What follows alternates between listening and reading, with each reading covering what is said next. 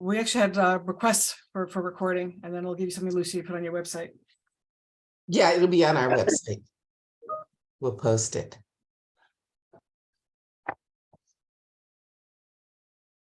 So we're okay to start. So I do want to welcome everybody that has joined us, both the participants and our panelists, who are amazing. A little bit of housekeeping. Of course, we've all done lots and lots of Zooms by now. If you are not speaking, please keep yourself on mute. Barbara and I both have the override to mute people if we find that we do have a problem. As you saw, we are recording. We plan to have our panel go for about 45 minutes, saving the last 15 minutes for Q&A. So put Q&A into the chat, or comments or thoughts into the chat. Barbara and I will be sorting through those to be sure we cover the subjects in the end. And also, if some of those questions are things that we will cover in future sessions, we'll say that as well, as opposed to doing a deep dive today. So today actually came out of an initiative that we have been working on across the 3 IWF chapters, plus our partners, Women Corporate Directors and 50/50 Women on Boards. Lucy has been our fearless leader.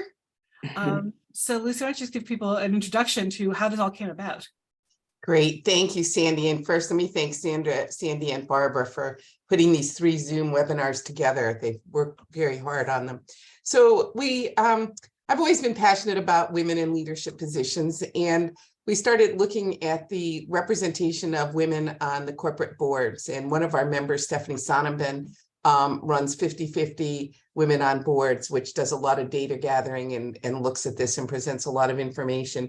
And Stephanie's data showed that on the Russell 3000, women are in Florida only make up 24% of the board members, and we are at the bottom of the barrel of all the boards that of all the states where they measure the percent of women on boards, which are all the states which have a reasonable number of Russell 3000 corporations.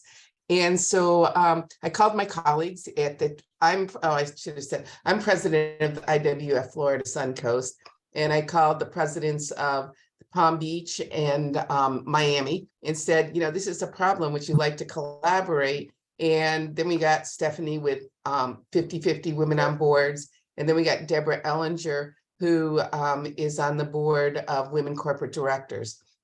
And so everyone had passion about it.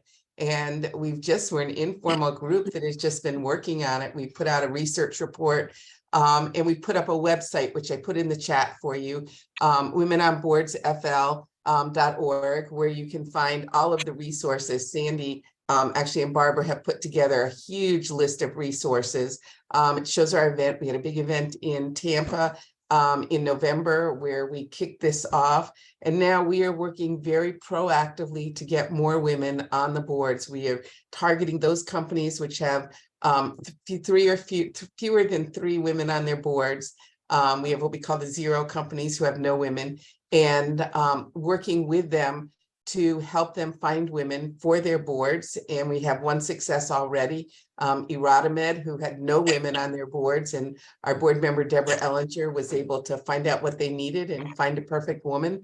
And it's a match made in heaven so far. So we're really excited that we're doing that. I see Laura Berger's on the phone. She's also part of Women Corporate Directors, and she's running a whole program on women of color to help get them up to speed to be directors. And so there's a lot of going on. And so we sort of have a 2-pronged approach, or 3-pronged in many ways, working with the companies to get women on it, looking at women, trying to help you see if you want to become one. We are not doing any training. There are hundreds of groups that do training. A lot of them are listed on our resources. So we are not trying to reinvent the wheel or do something someone else is doing. And then I saw Joy Randall's on the call here. And Joy is on the board of private directors, which we actually, all of the 3 women's forums have a negotiated deal where they'll give us 20% discount on their membership, and they run lots of programs, training programs and others. So, oftentimes you can get on a private board before you can get on a major corporate board. So that's our initiative, and we're thrilled to see all of you here to learn about whether a board might be right for you. So, and thank you to our panelists for doing this. We really appreciate it. And so I just like to add one thing as a follow-on to what Lucy just said. I was going to start texting a few of you that I know, but we might as well open it up that we are looking for advocates, people who know, I was going to say, the CEOs, the chair of the boards, so that if you look through this report and you see company ABC, I know that, chair of the board, or I know the CEO, and I'm happy to reach out and say, we're here to help you. We can find resources. So I think that's a great thing for this group too, because I know there are a lot of very well-connected people on this call. Thank you. You can feel free to reach out to Lucy or me or Sandy for more information. We'll definitely set you up with Thank that. you. So as I spoke with people about what kind of questions came up, it fell into kind of 3 subject areas. So today we're going to talk about assessing your readiness for board service. What kinds of boards are there? Where might I fit? Is this even a fit for me at all? What might it mean to be a board member?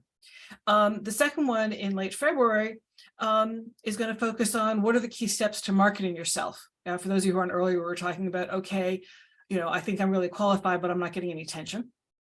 And the third one is going to focus in on the questions of what do board members really do? I actually heard that question a lot.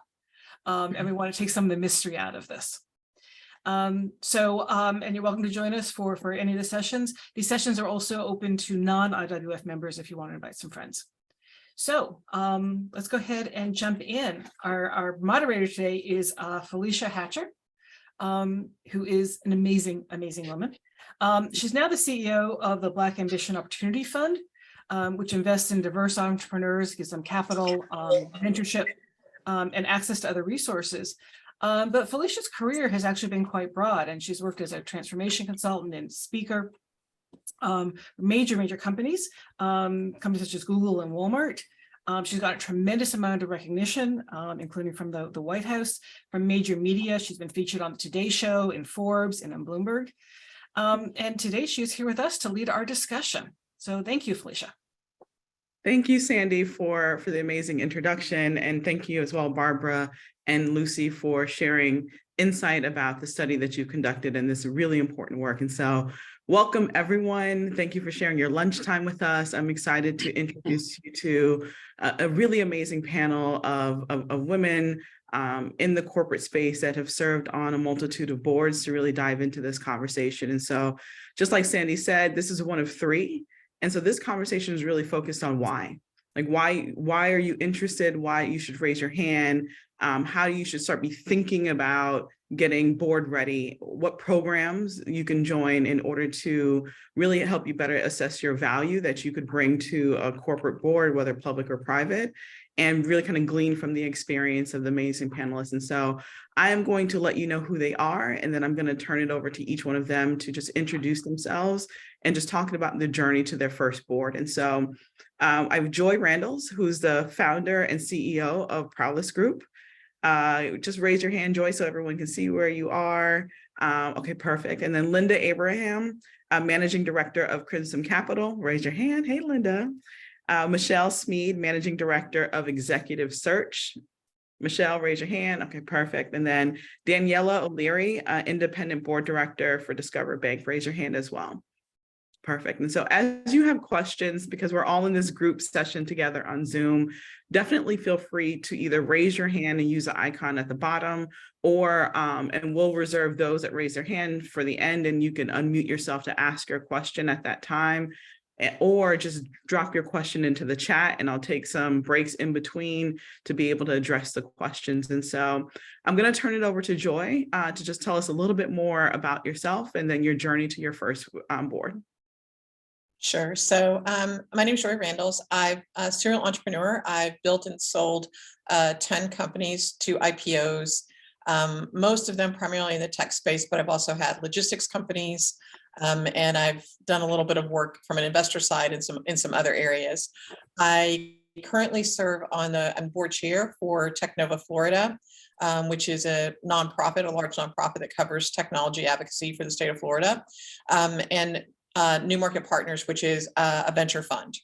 I'm also on the board of Say Hello, which is a technology company I'm the NomGov chair for Lecture Technologies, and I recently joined Black Sands as a board member. I've served on public, private, and nonprofit boards, everything from startups to $6 billion corporations. My first board seat was actually from a former employee who started a company, and I became the board chair of that company. Thank you, Joy. Linda? Hi, everyone. Linda Abraham. Nice to see you all. I'm also an entrepreneur.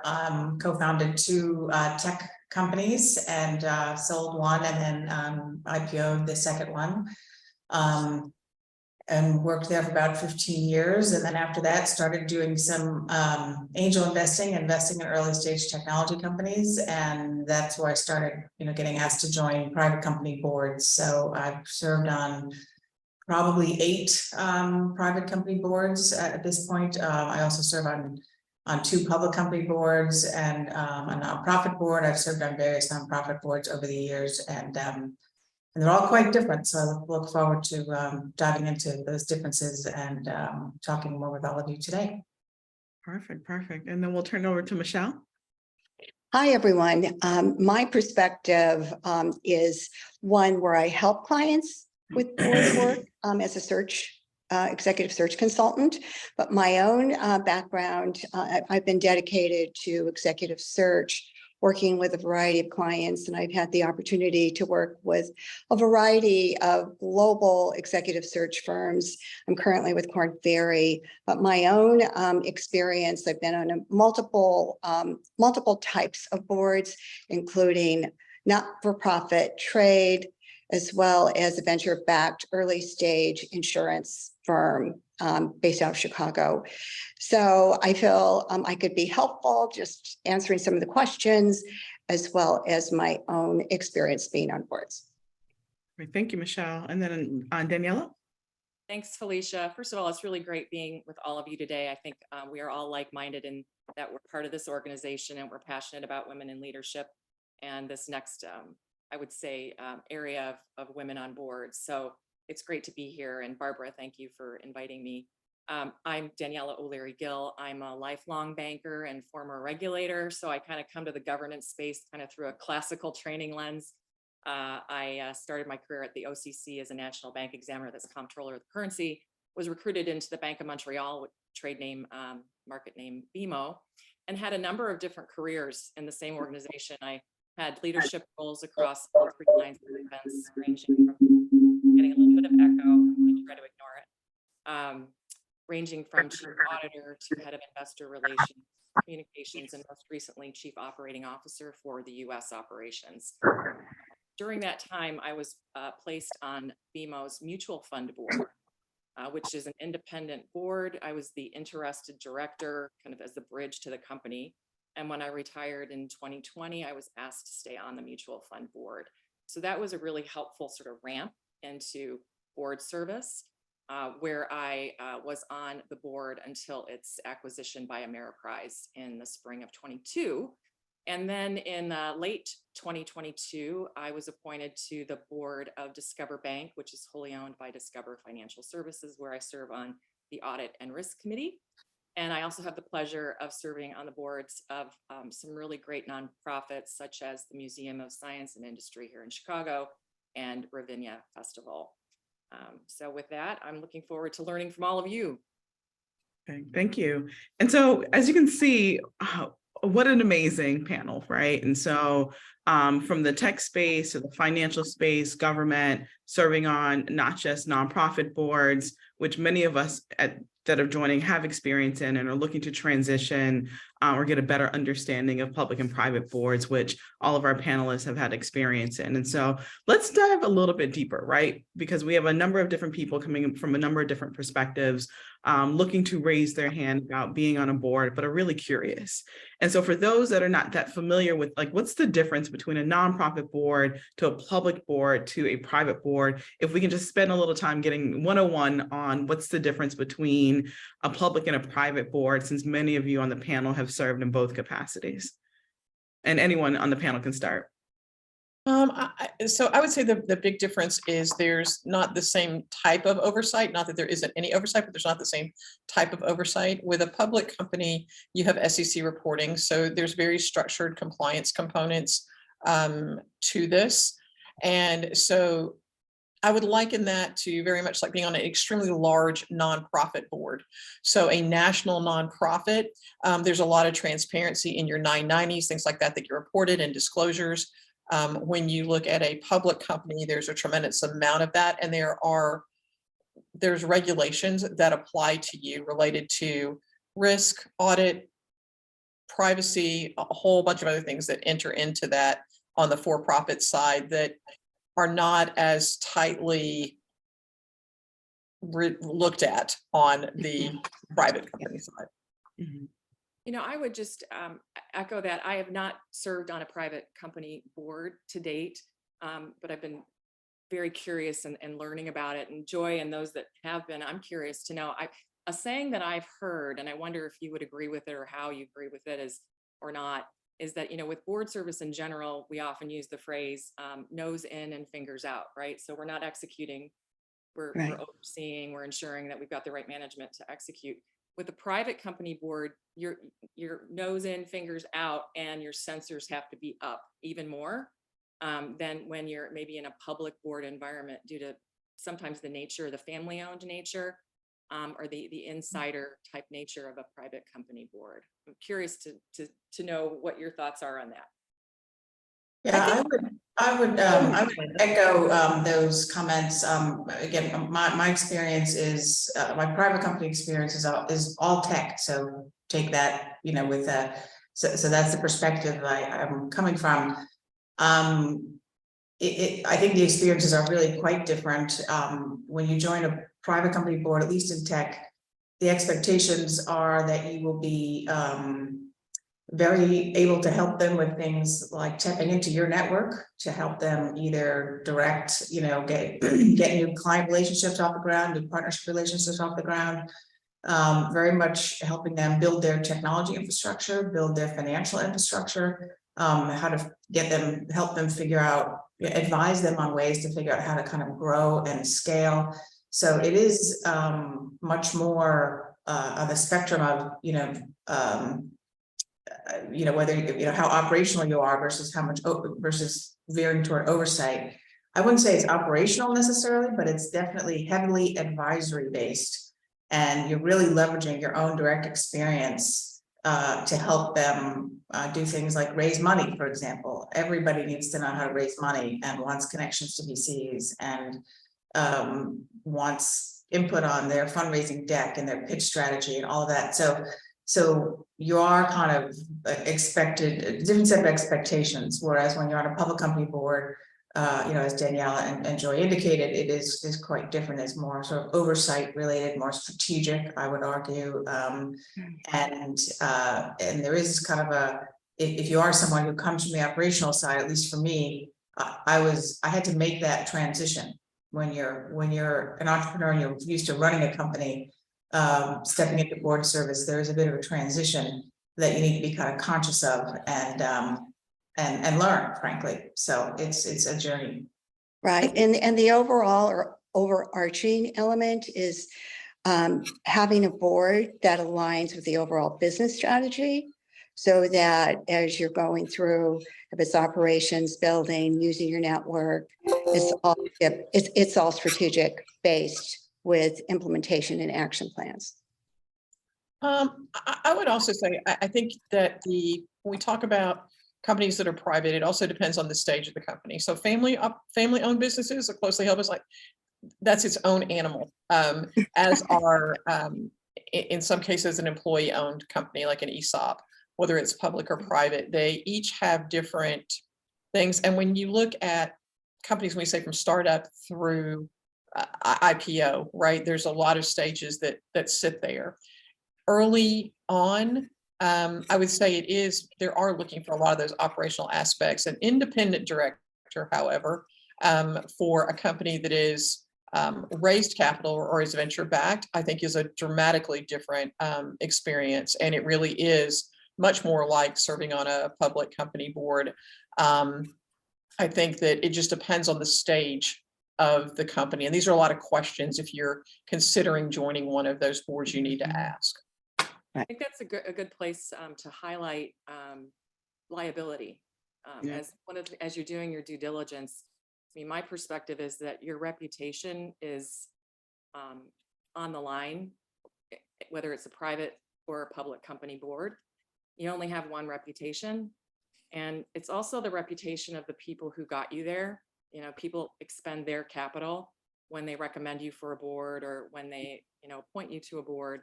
So that's something that I've been counseled to always have top of mind and make sure that I do the due diligence that is necessary to make sure that it's a board that you want to be aligned with and that you understand what the liability is. In a public company board, we all know that, once you get SEC regulated and you have public shareholders and stakeholders, you then enter a regulatory realm that brings with it, very specific types of risks to the board itself beyond management. So those are just some things to think about. Yeah, Danielle, that's a really good point, because I think that the thing people need to understand is there's a difference between being on a fiduciary board and an advisory board in what your responsibilities are. And then a lot of startups don't have D&O insurance, which is a big deal. I would think most of the women who are on this call have, they've grown, they've amassed some wealth that they would like to keep, right? They've worked for a long time. They don't want to put themselves in a situation where they could be sued and lose that. And so there's the reputation side, but there's also the monetary side of that. And so there's just a lot of considerations. There's great rewards, but there's also liabilities associated with it. Linda and Michelle, can you dive more into what else needs to be in consideration for the audience when they're looking at a public or private board? Sure. So, well, one thing is compensation. We were talking about this a little bit before the call. So when you join an early stage tech company, in my experience, that, there is no cash component to it. It's all equity based. And there's a big difference between options and RSUs, which you should also really understand. Are you being granted the equity outright, or are you being granted an option to buy at a certain price? And each plan has, very different parameters around it in terms of when they vest and how long you have the right to buy the options, et cetera. So you really have to kind of study that. You have to understand what a cap table means. How is the company capitalized, and what kind of dilution are you likely to experience? A lot of people ask me, well, how much equity would I get if I joined a board, a private company board? And the answer is it's all over the place. The general rule of thumb is the earlier the company is, the higher percentage you can get of the company as a function of being a director. That being said, you will get diluted if the company is successful and the company raises more money. And so understanding the process of dilution and how that works is also really important. So that's a lot of, private company, those are some private company considerations. Whereas public companies generally are a mix of stock and cash. And some of the companies that I have been on in terms of equity, just for people's perspective, I mean, some have gone to zero. So I've put several years in on a board and basically gotten no reward in the end. On the other hand, very asymmetrically, other companies have done very well. So on balance, if you have a portfolio of companies, you could do very well financially, but it's absolutely not a guarantee. And some people that go on boards don't really understand that, particularly on the private side. So equity and compensation and the reasons why you're doing it, you really have to look closely at them, and there is a non-zero chance that they will not work out very well for you financially. So you need to kind of assess that going in. Yes, and I would agree with everything that Lucia has said. And some boards are equity, like my venture capital backed, and that's all going to be based on a successful exit. Then there are publicly held boards where it's typically a third cash and then 2/3 of awards of some kinds, some typical kind of options, and they all vest in different ways. And then privately held could be scenarios like you get paid for based on the meetings you attend. So by the end of the year, if you have 6 meetings and you're earning 20,000 a meeting, that would be how they pay their board members. So it ranges and each company is different. Michelle, can you share, because I'd love to just get a little bit more granular on this. Can you share the range that you usually see as far as compensation? For publicly held boards Correct. or just generally speaking? Generally speaking, yeah. Yeah, it could range anywhere from, as Felicia had mentioned, 0, based on what type of company it is, to 150 to 250,000. And if you look into some publicly held boards and how long their members have been on board, so you can be a 40-year-old or a 70-year-old, be on the same board. The compensation is going to range based upon your tenure, but I've seen 300, 400 for the longer termed tenured board members. Okay, great. And then Elena has a follow-up question to that. Is that compensation equity, shares, and cash, or just cash only that you're referring to? Equity and cash. Okay, great. It's typically 1/3, 2/3, 1/3 cash, 2/3 equity or options. Perfect. Let's talk about kind of expertise and as it relates to being specific to a given industry when looking at board. Can you all chime in on just like the expertise that's required, how your skill set in one industry that you're in is transferable to another, specific board that's not necessarily in that industry? Let's just dive in a little bit there. I mean, I could start. My perspective is that, yes, you have to be bringing something to the table, right? Which means that depending on the situation, you have something to offer that they're looking for. So if you think about a public or a private company board, I think the private company boards probably even have a bit more of a, I would guess, and I'll ask my colleagues to speak to it, kind of need or an onus on very specific things that they want their directors to bring to the table, like immediately. For public company boards, they are under the scrutiny of regulators and of the marketplace. And so whatever is happening in the macro environment would be of interest when they're looking at their skills matrix, which they have. We can all access them for a public company, the majority of which would be posting them in their proxy statements. So you can actually look at, the different kinds of skill sets that their board has. And you can even do a little research on like, what are they missing? And I would say right now, there is a lot of onus on the knowledge of not just technology, but we've graduated into digitization and AI, artificial intelligence. So having expertise on that, I find is a bit of a white space on many boards that they're looking for, layered on diversity imperatives, et cetera. So those would be a few things that I would highlight in regards to expertise. Okay.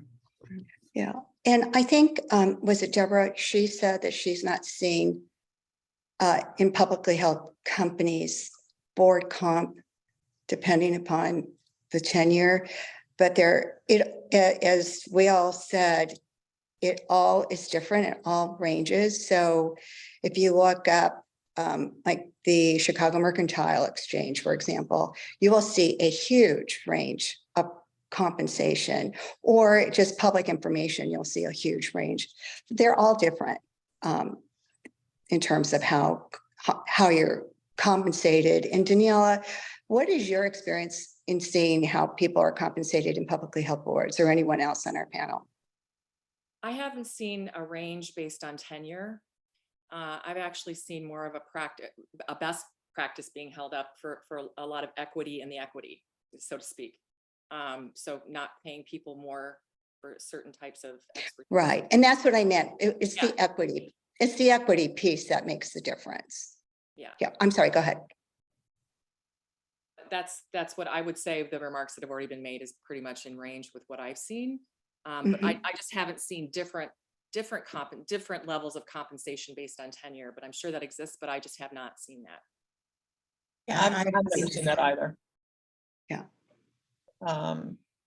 So I would say from an expertise perspective, Felicia, to your question, for me, so I've served on 20 boards, plus the ones I'm serving on now, previously on 20, 14 that were for-profit fiduciary boards and 6 that were non-profit or and in those, we probably had a couple of other advisory boards mixed in with that. My expertise, my background, I've held every role other than the CFO. I would say everyone does need to understand a balance sheet and kind of how that works. But I've scaled companies from 0 to $1.5 billion.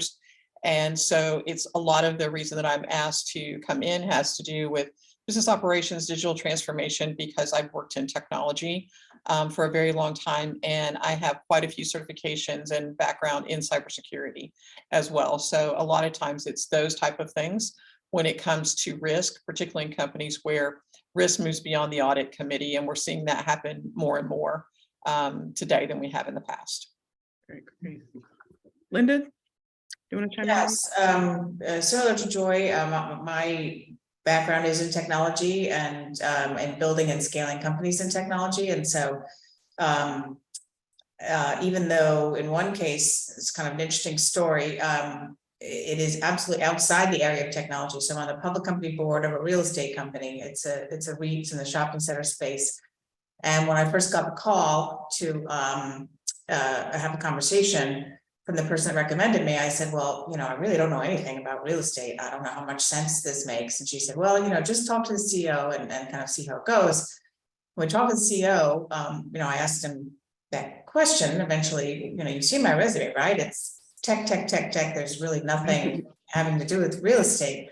And he said, oh, I know. I have a bunch of really great, real estate guys around the table already. What I am faced with is I have $11 billion of assets, and I need someone who's going to come in and help me think about how to evolve those assets in light of changing technology and changing shopping trends, very data-driven kinds of insights that historically haven't been used in the context of REITs, running real estate companies. And so in that case, sort of light bulb went on in my head, because that is very interesting to me. I spent a lot of time thinking about how technology is going to change the way that we live and work and play and take care of our health and all of those things. And so, but it wasn't until he said that the light bulb went on in my head that, okay, well, that's the role that we're talking about. Bringing something very complementary to the table. That began to be very, very interesting. And I've been on that board for a number of years, and I've learned a tremendous amount from these real estate guys. And I like to think I contributed some diverse thinking in terms of exactly what the CEO wanted. So I think that's a lesson in don't be too narrow in your thinking. Be more like I would have if that were out there and I were looking to join a board, I never would have put my hat in the ring for it.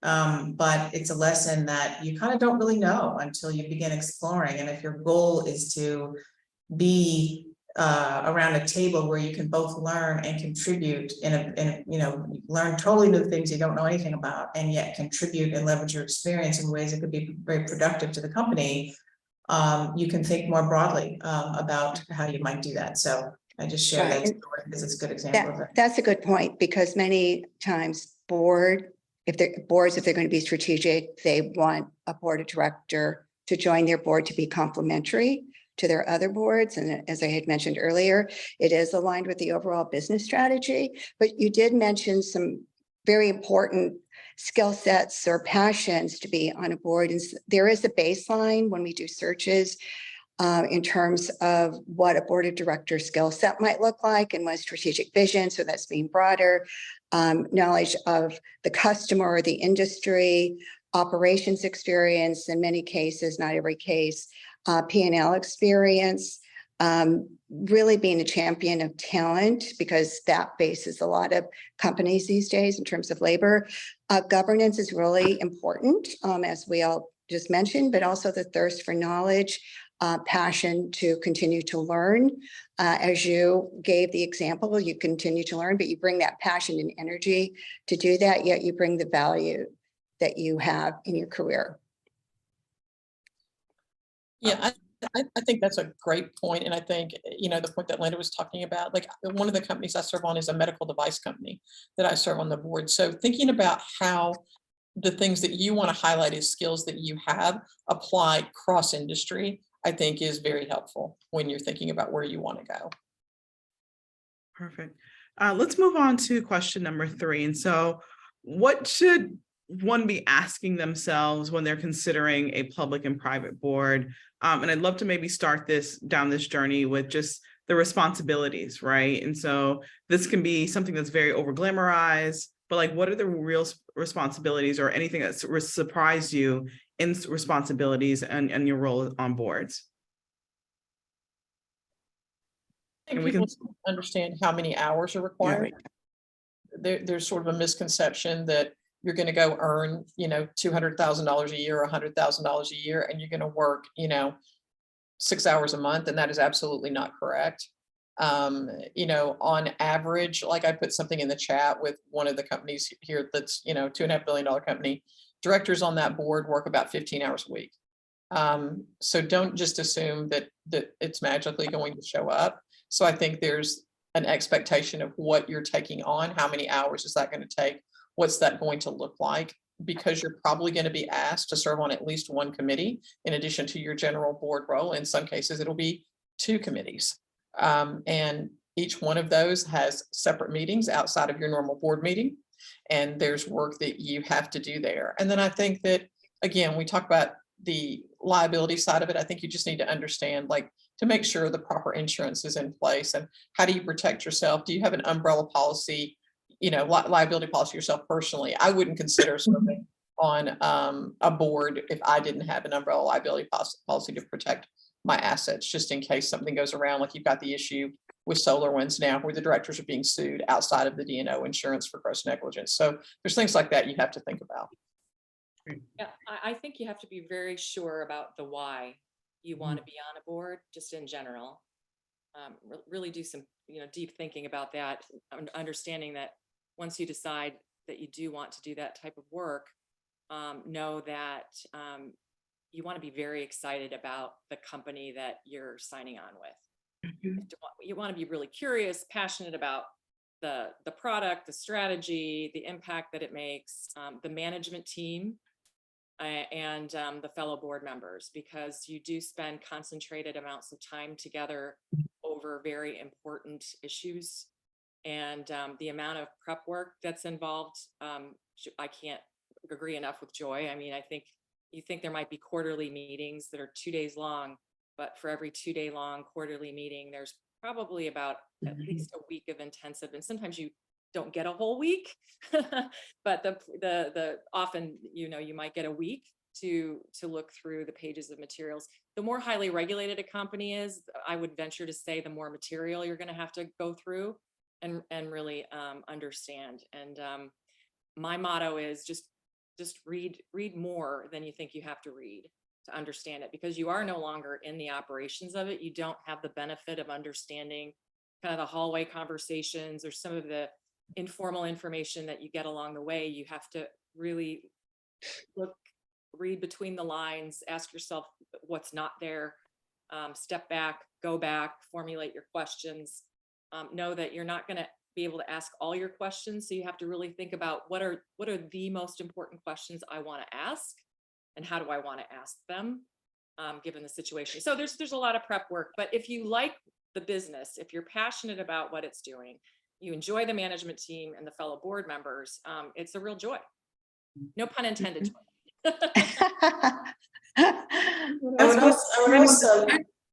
Oh, sorry, Felicia, go ahead. Go ahead. Oh, I was just going to say, I would also suggest that, and this is again, something I learned rather the hard way, questions to ask along the way is, how mature is the company in terms of its ability to get you the information that you need as a board member? There's a big spectrum out there. Very professionally run companies will get you the board book, a week in advance, and you'll have plenty of time to review it.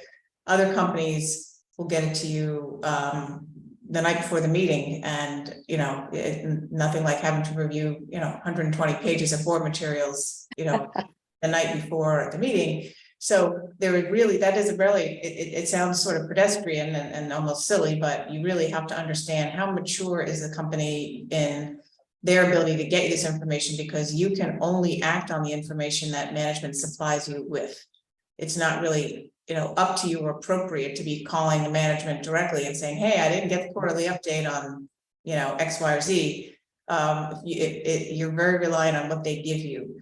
And if something big is missing, and you don't have time to react to that, or you need more time to kind of think about it, it's tough and I've worked on all kinds of companies. And you can definitely be a more effective board member if the company gets you materials in advance. Perfect. Question from the chat. Can you all speak to the importance of relationships with regulatory entities? I wouldn't mind starting on that one. It's absolutely imperative. And the reason is that productive, proactive, good relationships with the regulatory bodies, they just free you up to grow. Like they free you up to do what it is the company is setting out to do strategically. And if you are not proactive in that relationship, different regulatory bodies are different in terms of how much of a relationship they will be open to building with you.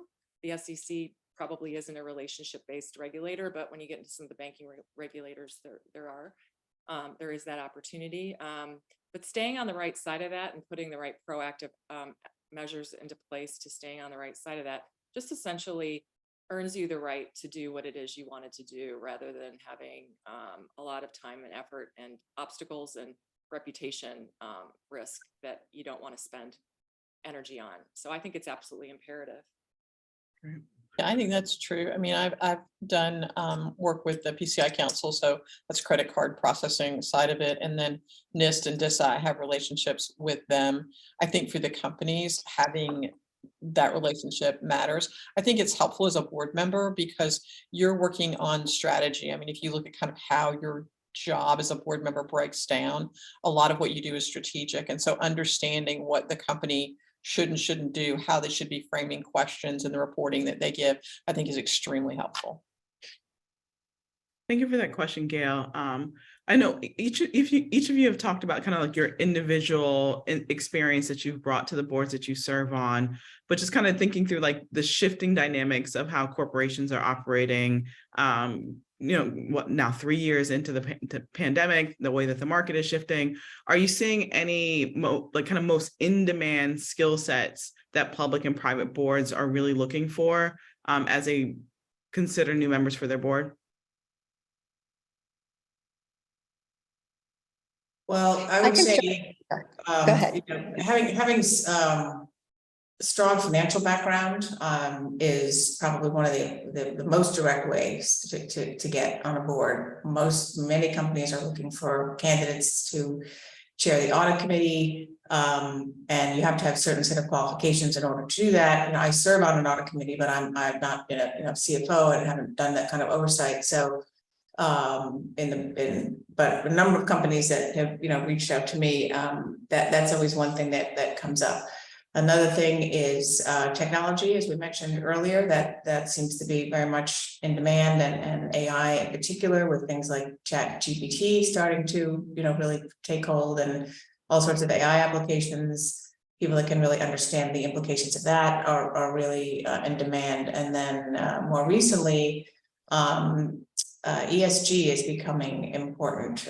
There's a lot of confusion out there about what companies should be accountable for, what the metrics are. There really is no sort of gold standard that has been set in terms of how should you measure a company again in terms of ESG goals. And so that skill set is, I think, going to be increasingly valued at the board level going forward.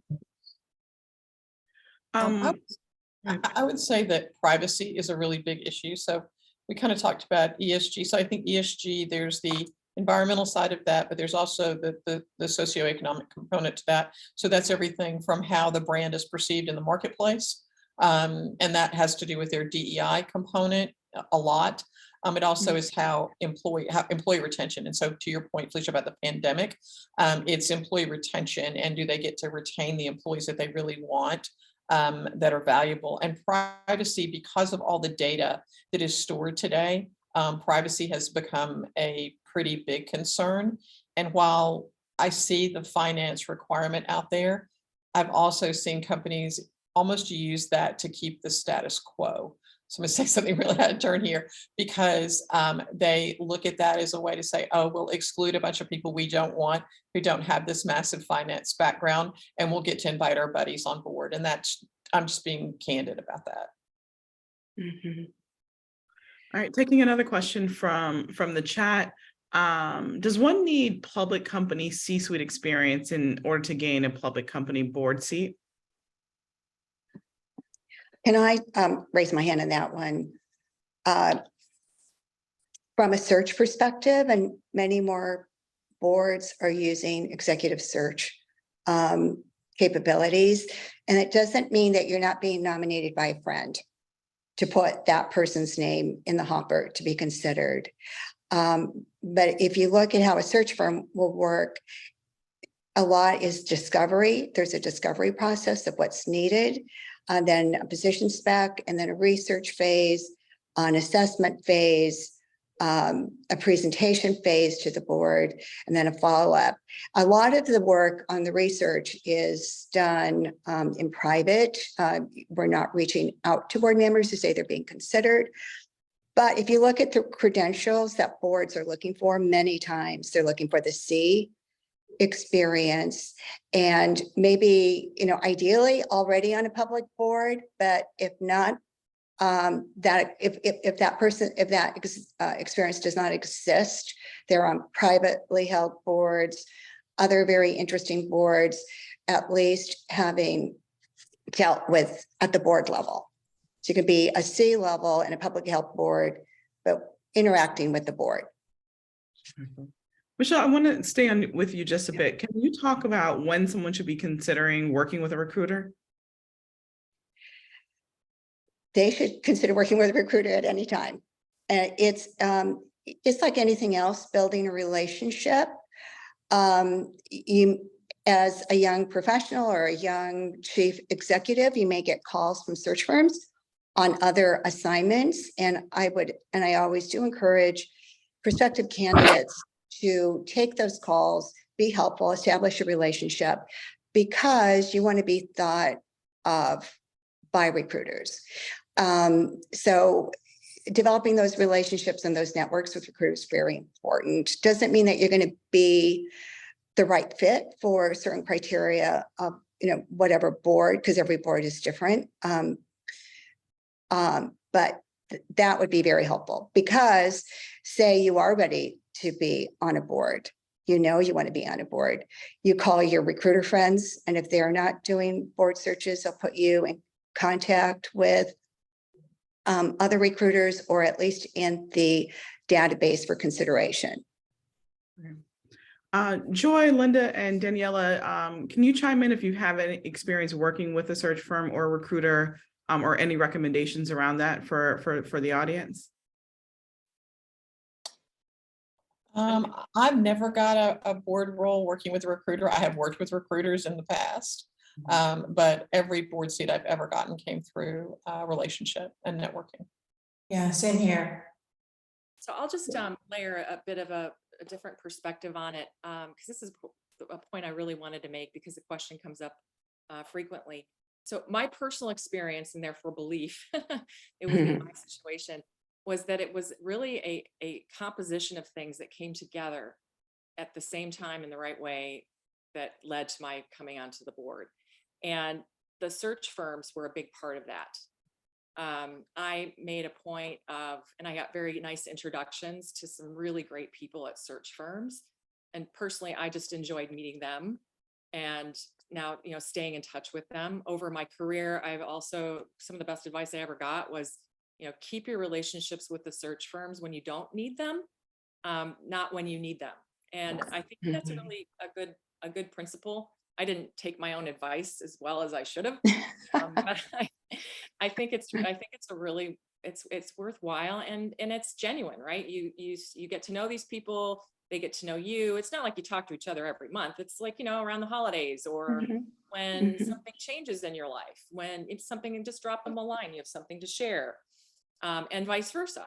So I think they've been extremely constructive in my board search. I've learned a lot from them, and in the actual placement that I came into, it was a combination of that search from just happened to be working on this. And then I also had a suite of contacts in that organization, not directly, but who had experience that could also recommend me. And so it was the combination of those things that led to it. And I think many times in life, that's the way it works. Yeah, that's perfect. That's a perfect scenario. Yeah. There's one thing I want to add to that, which is there's an organization called the Athena Alliance, which does board readiness and board preparation. And that was one of the ways that they reached out to me at one point. They were working with a company who was looking, and I happened to be a good match for what they were looking for. So, I know there are a lot of different networks out there, but that's one that I've had really positive experience with, and would encourage everybody to check that out because they do some matching there. Would anyone else recommend any other board readiness programs or questions that the audience should be asking themselves about if they should join a program, or what their expectations should be, or managing their expectations once they complete a program? And I know I just asked 5 questions in once. I'm sorry. So let's start with any recommendations on any of the programs, because there are a lot that are out there. I would say people should consider where they are and where they want to go. So Athena is a good organization. There are some people who have gone through that program that there is a 2-part. There's a membership component, and then there's the accelerator program as it relates to serving on a board. The total package is about 10 grand. So that may not be within everyone's scope of what they're willing to spend, and it doesn't guarantee that there's going to be a board seat. That said, I think Athena is a good organization. There are other educational organizations, and I think it was dropped in the chat very early on, but Lucy put it in there. There's a whole list of resources that are available. There's a difference between going through a course and getting a certification and actual board readiness. So that's one component of it. I think if you don't understand governance, picking one of those things to go through, whether you choose it to be public, private, something like the ones at Athena or Wharton, are fine to get you the guidance you need to understand on the governance side. Then I think there's the other aspect of what you want to do for how you prepare your bio, how you frame yourself, how you represent yourself. In my opinion, Athena is better at that than a lot of the other organizations. And that's really what that accelerator program is designed to do, is how you present yourself. I'm going to jump in for a minute. Deborah Ellinger from Women Corporate Directors added a really good point in the chat about targeting your networking. Deborah, do you want to speak up on that? And you're on mute. Yep, sure. I'll also get my video up. Hi, everybody.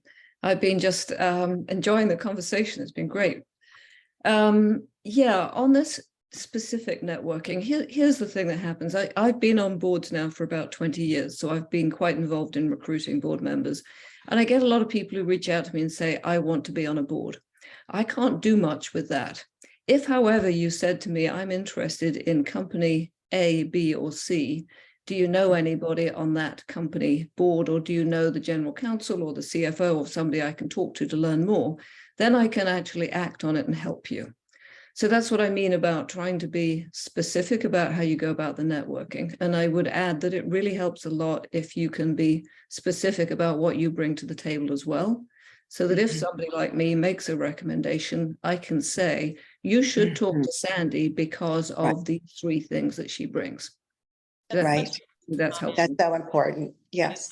And what other like recommendations would you say around value proposition of how the women on this panel can be, or in the audience can be raising their hands, or what they should be saying, or key words or key phrases? Like, let's get just a little bit more granular in that, of like them communicating, preparing their value proposition for a board.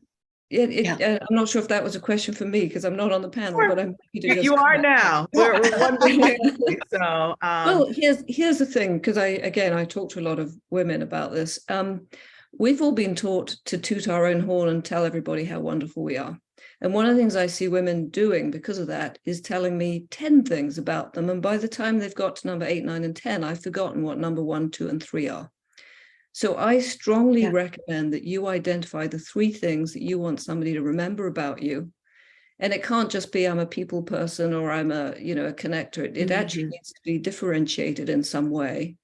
And you figure out what those are. It helps if, you are, let's say, a CFO in a specific industry and you're approaching, you want to be on an audit committee in that industry, then you can say, I'm a CFO in this industry.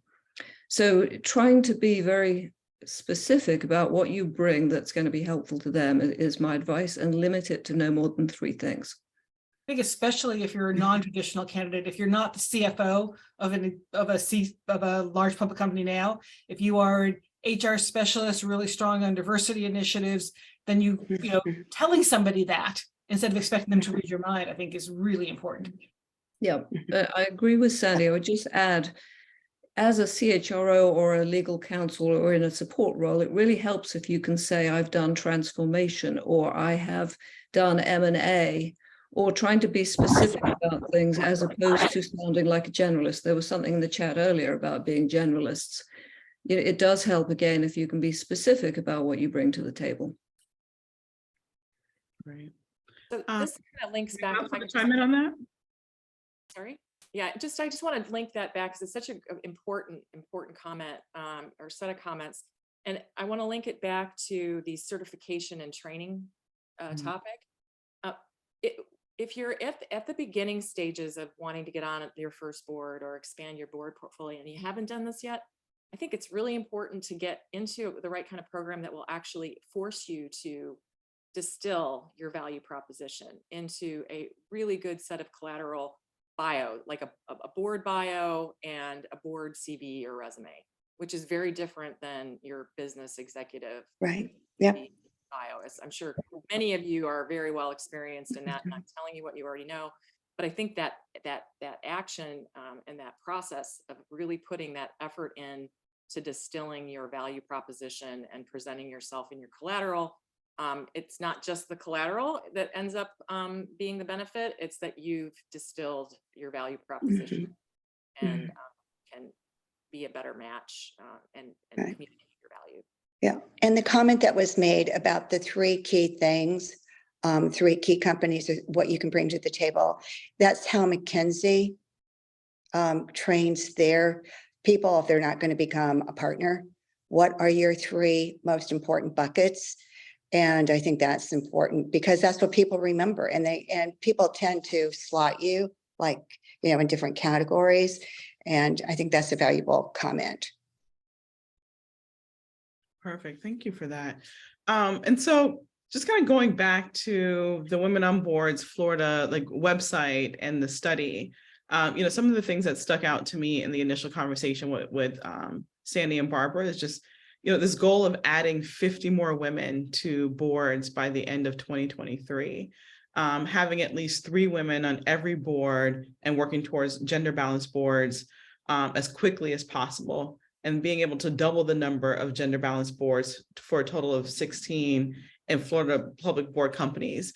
Can each of you, as we close out, just talk about the importance of that, right? Those are big goals, but we are women that do hard things every single day, right? And so, getting everyone to play their part, whether that's from, and being an advocate and making introductions and all the things that we can do, just talk to the importance of us working towards that goal as we close out this amazing conversation today.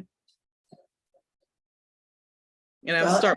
Everyone, I'll just start by saying every single woman that I know, and I know quite a few that are board directors, are always working with one or several women and trying to promote them and get them on boards. And so I think that as a group, I think we are really committed to this.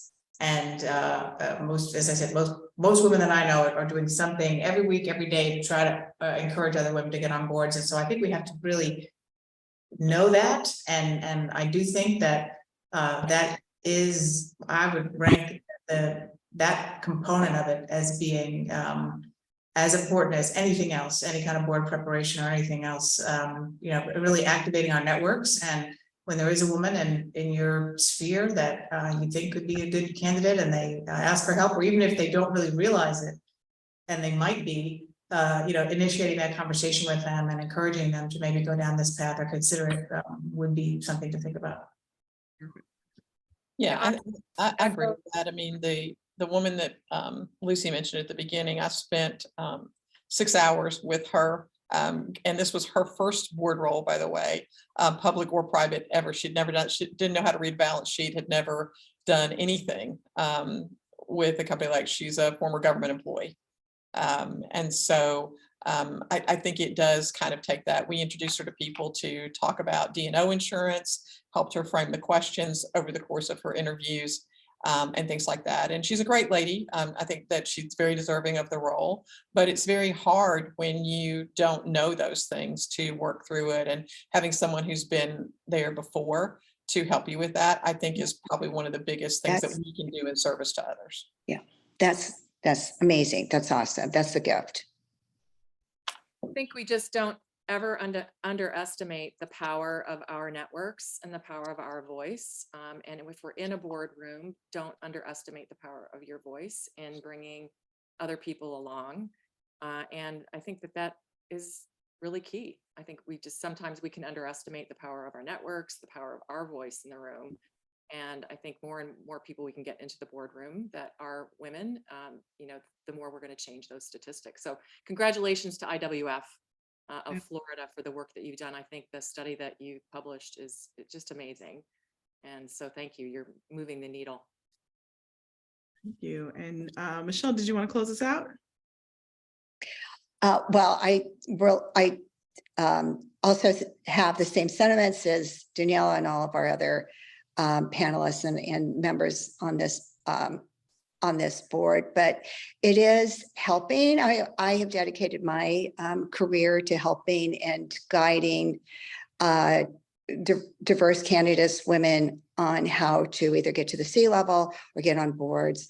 And if you could have an advisor or a board of advisors, say 3 to 5, that is going to open up doors, and you will get a lot of good knowledge from having those board advisors to help you through that process. Perfect, perfect. And so we heard a lot today, right?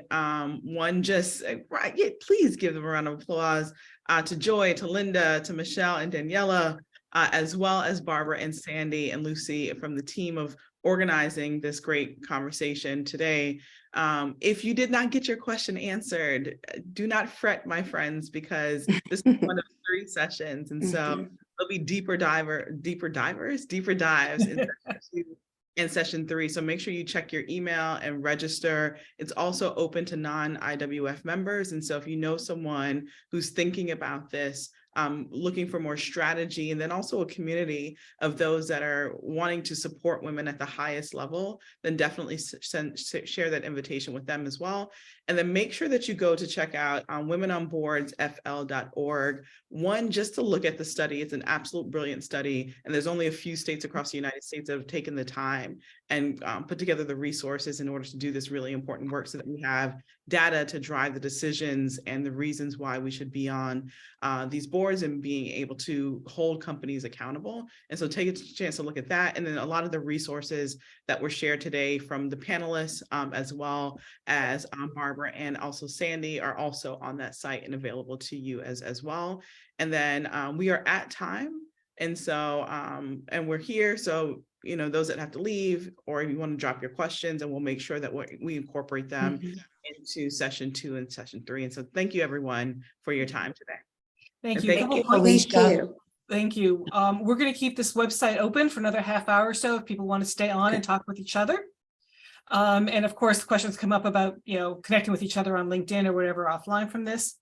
The next session, we talked today about networking. The next session is a deeper dive on how do you market yourself and networking. Not specifically exactly how to write your board bio. We're not going to be, editing it, but how you use it and how you bring yourself forward. And the third session in March is going to, again, go back to some of the things that touched on today is what does a board member really do? When we talk about it takes, 15 hours a week, what are you doing during those 15 hours?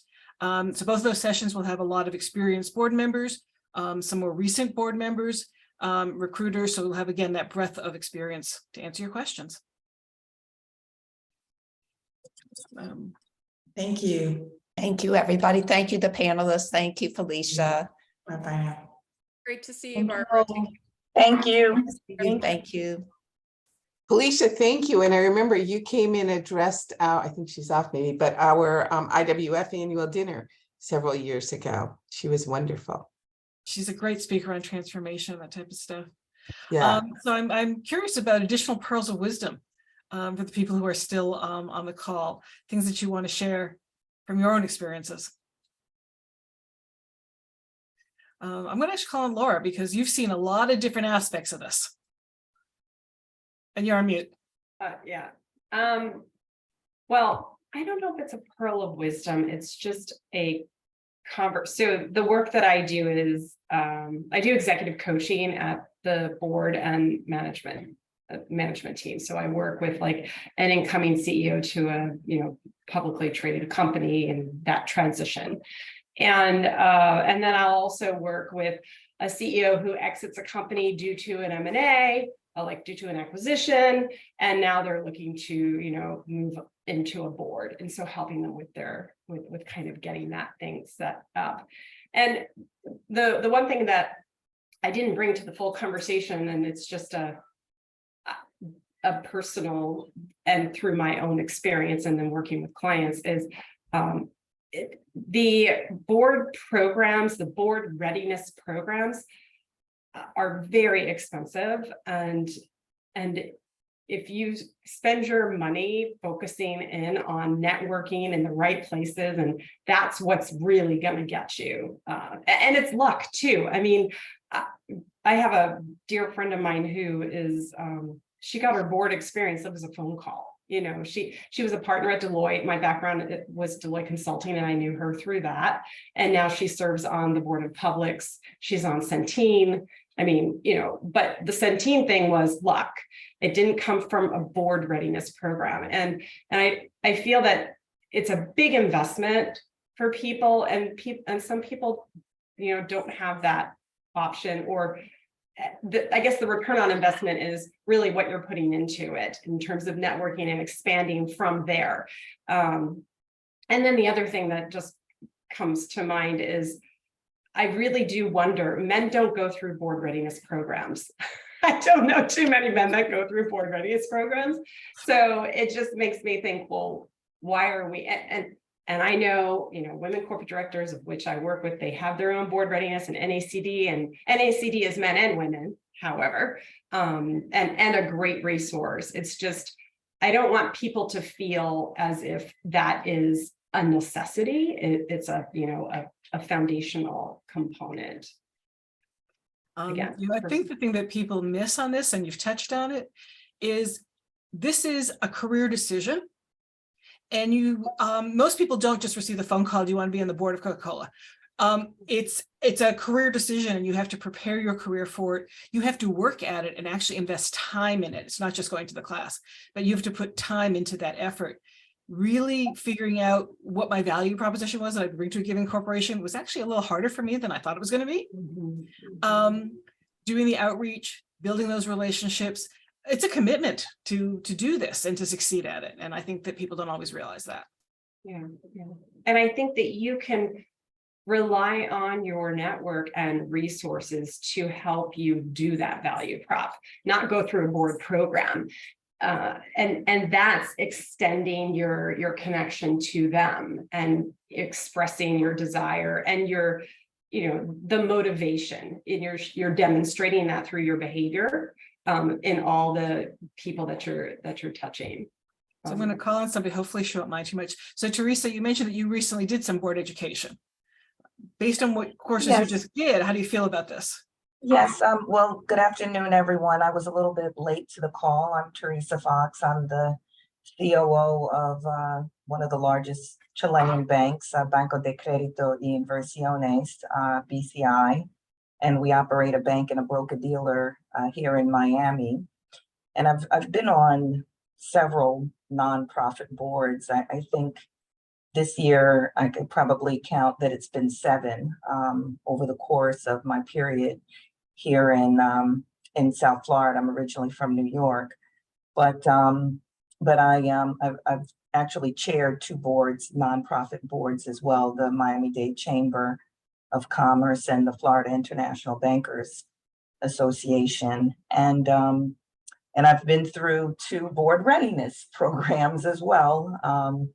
The Deloitte Board Readiness Program, and also the Florida International Bankers Women on Boards program. So I feel like between the training and the nonprofit board experience, I'm very well positioned for a corporate board now, and that's my goal. And I think that those readiness programs, as Laura had mentioned, can be quite pricey, but I think they do also help you identify what some of your key characteristics and traits are that you can bring to the table. They help you with case studies and scenarios that you'll encounter as a board member. They'll talk to you about the deep dives into the financial statements and queries that you should be making, and also help you with your board resume. So there's some pros and cons, the priciness versus what you gain and what insight you obtain from it. But I think at the end of the day, the voices around the table all talked about the key of networking and getting the information about what your contributions and values are that can be discussed when a position comes up. So, I think it's very important to keep that in mind and continue to build those networks and continue to have those discussions. Thank you, Daniela, do you have any additional comments about the transition from nonprofit to for-profit boards? You probably have that same question as well, because you've got so much nonprofit experience. Yeah. Well, most recently, I just joined the Quantum Foundation Board, which is a very prestigious board because it gives away money and they have an asset base of about 185 million. But I think, because for me, because I ran a federally qualified health center, which is considered a non-for-profit, but we actually made a lot of profit. I scaled it up from a $3 million corporation. By the time I left, it was valued at 80 million. So how do I translate that? And I agree with Laura that it's a level of luck, really, because I've taken the courses. I think I drafted a resume that could go into a board, but how do you then take that and parlay it around to the right people to try to get a board seat? My background is finance, so I know a lot about, I sit on the audit committee for Quantum and several other boards, so non-for-profit boards. So then how do I use that and go into, because I don't think, of course, there's going to be a learning curve in sitting on a private or a public board, but it's getting there. That's the tough part. Thank you both to Teresa and Yolette for sharing that personal experience. Any thoughts, suggestions, comments? Well, let me, I serve on lots of nonprofit boards, and I was president of a college, and I serve on a for-profit board that's a subsidiary of a board that's on the NASDAQ. And it's interesting, we get paid and we take our searches very seriously, but we're turning over board members, and I'm turning over soon, having been on there for a long time. And we've done our searches in multiple ways. We've used search firms and, raked them through the coals on bringing us good candidates because we have high expectations. Our feeling is if we're not doing it ourselves, they better do a really good job and bring us diverse candidates who are atypical, who we wouldn't find on our own. So we've drawn that out and not been overly pleased. And then we've done our own searches. But what I would say is on each of the searches we've done, we've been looking for different characteristics. And so, even if you've picked out the board or the company that you want, depending on who's leaving or what this institution, the company is going through, they have different needs at different times. I'll also say I was fortunate. I went to the Fuqua School at Duke's. I don't know, it's 3 or 5 day training session. Now, my company sent me to it because it's really pricey. And my take from that and what they all said, and it was basically all board members who were there who, we're just getting better governance training. That going to one of those isn't, putting that on your resume isn't going to do anything from my take on getting you on a board. And so, I really get nervous when people say, oh, I took this. It's sort of, my analogy is, you go take your CPA exam. Yeah, you're an accountant. You go take one of these board training sessions. It's not going to get you a board seat. And so, I'm very wary about people spending lots of money doing those when there are some, very economical ones that you can find if you need the governance training. So Ruth, you're kind of an expert on governance. I spend a lot of time on it. A couple of points. I'm on the board with Barb. She's chair of Goodwill. And I hear often people saying, oh, I'm on a not-for-profit board. It is an amazing experience. We run 5 businesses within that board. And, each one of those businesses have unique issues that are very comparable to private companies. So if you're going to search out a not-for-profit board, you really should search out a board where you think you're going to get core competencies, exposures to a variety of different issues. That's number one. Number two, I work for one of the largest private equity firms in Florida, HIG Capital. We have 200 portfolio companies globally. We have 100 pieces of real estate globally. And people look at us and say, oh, this is Nirvana. I'm going to contact someone there to get on their board. Well, I'll give you some insight. Private equity is very parochial. I'm on many of their boards because I was their former global CFO and CAO. So I had the inside track and I still do. But I do work with many of our portfolio companies. You may know the name Lulus. We took them public last year. I work with the CEO to actually target the people we were going to put on the board. And the people to contact at the private equity firms, the people in the know are the general counsel. They know who we're going to be bringing public. They know, what type of core competency we're looking for, because we're, again, very parochial. So on this board, there's like 4 or 5 HIG people on the board. And then there are people with core competency that we needed, e-commerce, we needed, ESG experience that we added to the board and then brought the company public. So again, it is a quasi-nirvana because there are opportunities, but it's not as many as you think. And if you want to target some of them, get to know the general counsel because they can put you in touch with the right person and also keep you in the back of their minds should an opportunity come up. Thank you. Yes, Barb. Yeah, I was just going to follow up. And if you have a finance background and it is, from being a woman, I was going to say there are a lot of things that, can you check the box? So Ruth is cybersecurity technology, which is so much in demand right now. Finance used to be more, but it still helps when I say, I'm CPA, I can bring accounting. And for me, I feel like some of my leads have actually come through talking to the big the big 4 firms. And those especially who know me, who have worked even for the not-for-profits auditors. So I think it is like where the niches that people go to when they want that resource. And I'm the same thing. I'm a member of NACD. I was a member of WCD, NACD, all these different ones. And I feel like they're educational. I think you will meet some nice people. And you'll meet some people that you can, have common things to network with, but I never expect to get a board role because of being part of those organizations. Mm-hmm.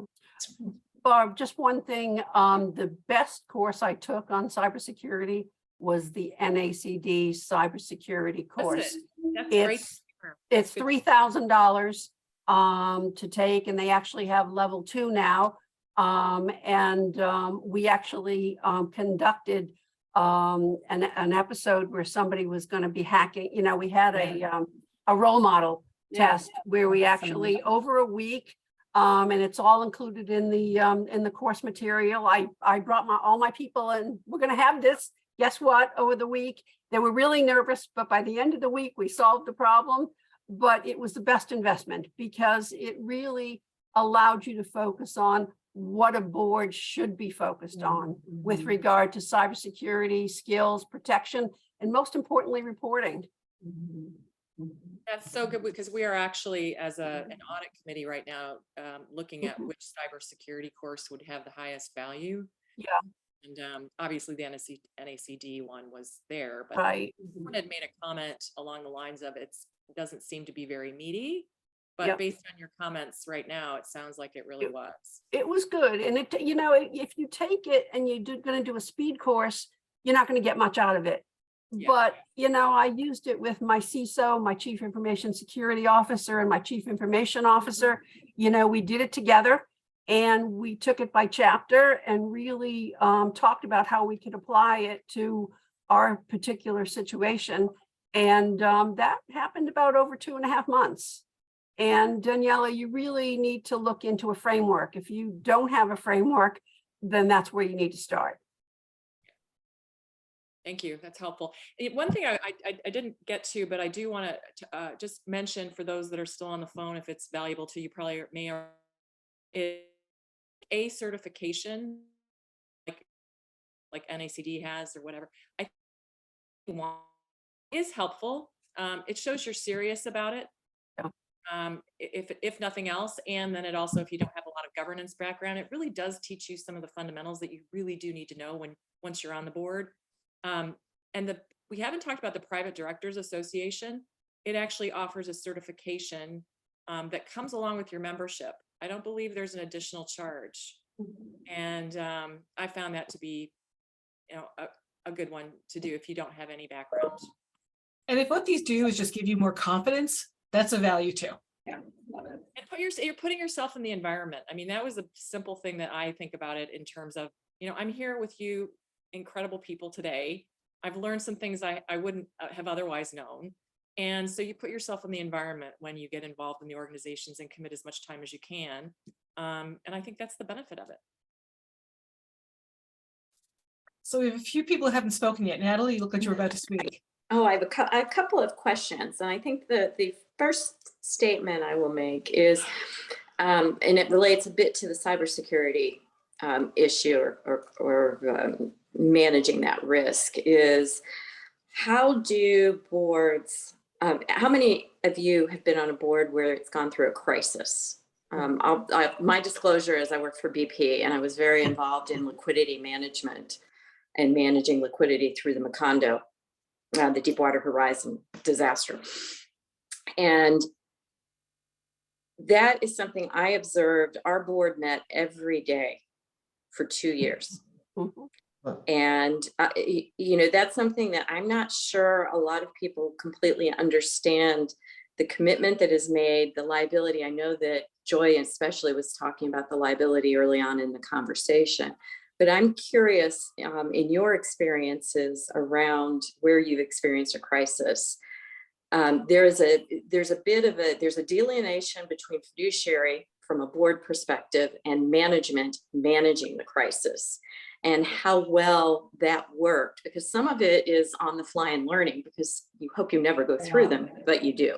So I'm curious as to your experiences, and given my experience in Treasury, et cetera, that might be something that I have seen that could be a potential differentiator as I consider looking for boards.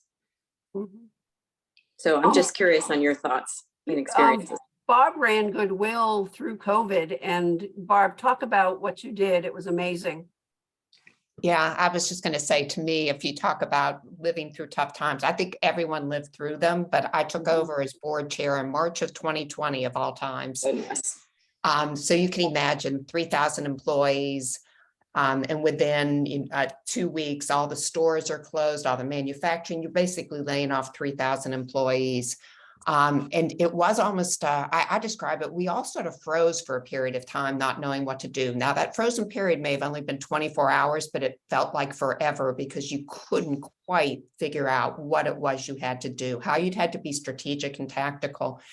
So the one thing that I take away from those type of situations as a board member is it is a time when you are strategic, you are governing, but you probably will be more hands-on. And if you just want to say it's just governance, it's, where we talk about you're listening, you're in emergency, some situations like this, I think it does shift. And you have to balance it out because you don't want that company, organization to go bankrupt or to fall apart when you and other board members have the skills that can step in and be more hands-on. So that's my take on it. I think the hard thing there is the jumping in and out. It's getting the right balance. So the team that can, boards and C-suites that can actually work together in that is also more rare, but that's the real secret to success. Yeah, we actually set up for the first time, we had a team of 6 of us, 3 board members and 3, actually it was 5 of us, 2 top executives, the CEO and the CEO. And we were having the kind of operational human services, those type of discussions that we don't normally have, but we really felt like we had to during that. Really, it was 6 months of the pandemic. We did it. One of my responsibilities was human resources and safety of our employees, and we have them all over the world. Brazil, where, various stories that you hear, but the one that stuck in my mind was there was a shooting incident outside our office in Paris. And, it was right at the time people were leaving to go home. And how did we make sure, more so the safety of our employees? And one of the systems that we had deployed that really saved us is we have your cell phone number, and we have a system that globally we can ping you and find out if you are safe. And we had a couple of employees stuck in the subway, et cetera, and we had a SWAT team where we worked on the issue for a couple of days and made sure we accounted for every individual. So that was nerve-wracking, and it was 24 hours a day. And we were in the US and they were in Paris. So it's a matter of, prioritizing and making sure we had everything covered. That was the most frightening. But because we have so many companies, we have various, issues. I serve on the team now for cyber incidents and cyber recovery and coordinating with the insurance companies. But in a matter of hours, we have the triage notifying the right people. And we've even, worked with the FBI and various government agencies to make sure they're on top of it as well. So Natalie, I commend you. It was a major endeavor that you had to work through. And you came out on the other side, so much more ahead. So I agree with you. I think that's a very value-added circumstance. Yeah. Okay. Thank you. That's actually very helpful because that whole crisis led us to completely rethink our safety and operational risk. Yep. Completely rebuilt the risk management profile. I was a vice president in our treasury group at the time that this happened, completely reconsidered how do we fund the group and where do we deal with corporate veil issues versus not, because we deliberately pierced the corporate veil and said we will be responsible and take care of this, of our responsibilities within this disaster, and we did. Yep. And so it became a much stronger company as a result. But there's a lot that I think a lot of people don't necessarily consider or think about when they think about board roles and how seriously we have to take those. So that was my first, I guess, comment / question. My second one, if I can indulge you for 1 second, there seem to be more advisory boards becoming available with companies. And have any of you been involved with those or have seen those? And they're not so much the fiduciary side, and what would you say are the advantages or disadvantages of each? And do you think being on advisory boards can lead to very different board roles, actual fiduciary governance board roles? Natalie, this is Ruth. I'm interviewing for an advisory board right now. It's a company that is, so my current company is 55 billion. This company's 10 billion. And they got my name through a reference, and, you know, they're looking for an advisory board member in various core competencies to come in and help them get to 55 billion. You know, you live through it, you know, how did you do it? And also what are the risks? So I'm a really big proponent of advisory boards, and Barb will smile because I'm also a proponent because I work in the litigation area with the general counsel on many issues as it relates to board risk. You know, I'm part of the SWAT team that jumps in and really works with the board, most appropriately the CEO, on how we can mitigate risk. But in many cases, there's litigation existing. How can we mitigate it through insurance? How can we negotiate with the insurance companies? And I've told Barb the story. I actually was negotiating with an insurance company. We were ready to settle $10 million situation. And I asked the insurance company, can I have the 10 million? You know, let's close it out. Let's not go to the court. And the insurance came back and said, yes, I will give you the 10 million if every one of the board members puts up $1 million because they were sloppy. I said, what? What do you mean? Needless to say, we did not settle with the 10 million, and it cost them 30 million because, you know, they were penny wise and pound foolish. But I'm seeing this a lot from the insurance litigators and the folks that work for their legal department. You know, they're looking to mitigate their, even though they wrote the policy, they're looking to mitigate their risk. And the question I think Elena had was, I'm a little bit uncomfortable with the coverage of insurance that I have. You need to really understand what you have. You need to read the policy. There are so many exclusions on those insurance policies. When you sit down and read them, you say, really, what is this insurance policy worth?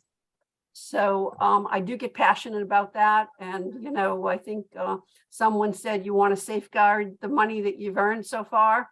I think an advisory board is a great opportunity for you to accomplish both, you know, and also you'll accomplish a lot of contacts as well and learn some core competencies. And the flip side, of course, is compensation is lower. Yeah, Yes. well, I'll share now just because I think I've had a great one that I'm in the midst of, but it's a huge investment firm that has about $120 billion in investments. Wow. And I'm working in an advisory role because I bring specific company, you know, industry experience.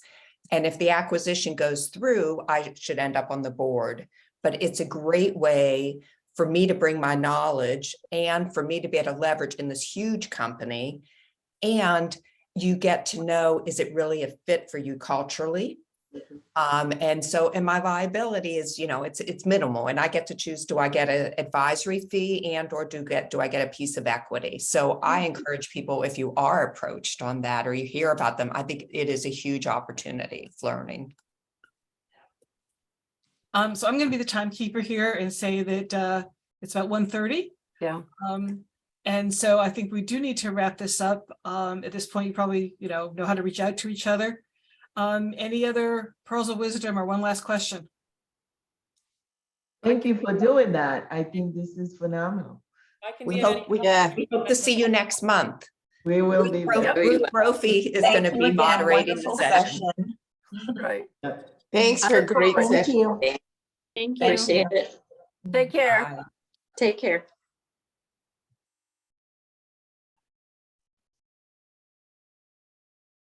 So we pulled it off. Yeah, do we ever do evaluations to get feedback? I didn't know if IWF does that.